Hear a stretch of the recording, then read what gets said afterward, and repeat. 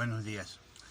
Mirad, estos días atrás hablábamos con unos hermanos que están trabajando mucho y el exceso de trabajo les está impidiendo el poder asistir a los cultos regularmente. Entonces, pues yo les hablaba, les decía que es muy importante trabajar, pero que hay que dar a Dios lo que es de Dios.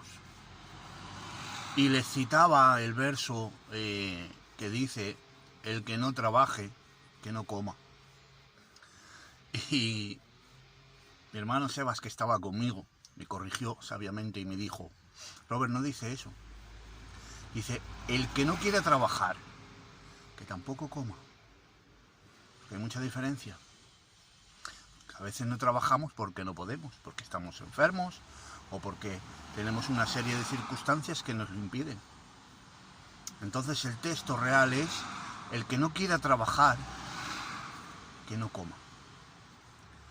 Y yo les hablaba también de otro texto que dice: el que no provee para su casa ha negado la fe y es peor que un incrédulo.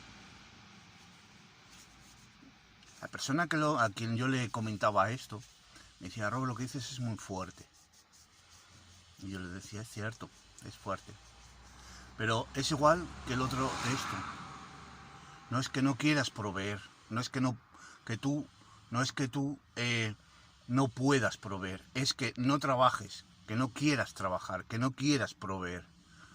No es que no puedas, porque a veces no podemos proveer para nuestra casa, pues por lo mismo, porque estamos enfermos, porque no podemos trabajar, porque hay una serie de circunstancias que nos lo impiden. Pero mirad, cuando yo llegué a casa y observé el texto y fui hacia atrás, porque cuando un texto no encaja, lee el siguiente versículo.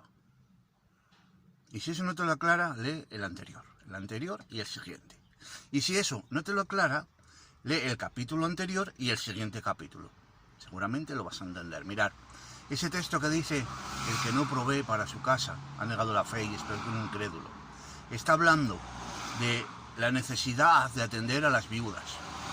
Había muchas viudas en Israel y necesitaban ser mantenidas. Pero entonces tuvieron que, de alguna manera, regularizar la situación y decían: el que tenga familiares, la viuda que tenga familia, que se encarguen ellos de ellas, que no se encarga para la iglesia.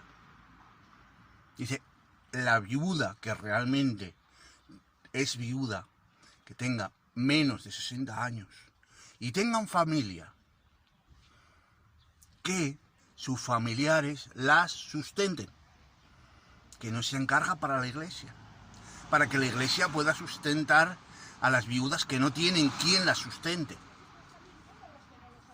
¿Os dais cuenta cómo coge el texto peso y cómo coge sentido?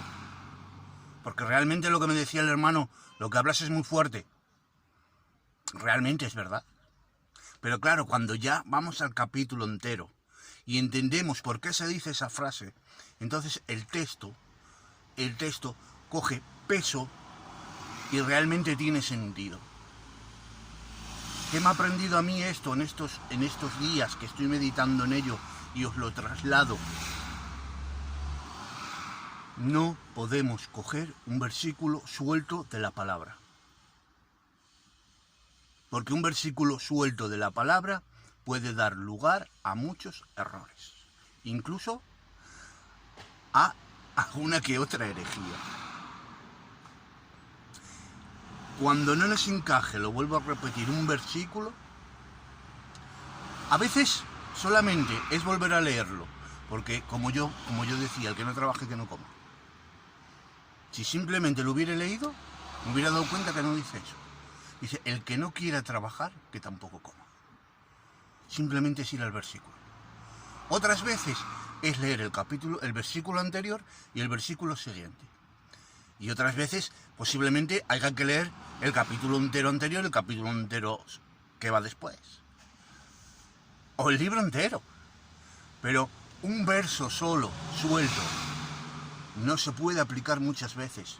Cuando algo no te encaje, entonces busca. Que la Biblia no se equivoca. Esto era lo que tenía para vosotros hoy. Es una enseñanza que yo he aprendido. Yo he aprendido por mis errores. Pues lo traslado a vosotros, que veis este vídeo. Es algo sencillo. Cuando algo no encaje de la Biblia, mirad los versículos anteriores y posteriores. Ya veréis como al final todo encaja. Que Dios os bendiga.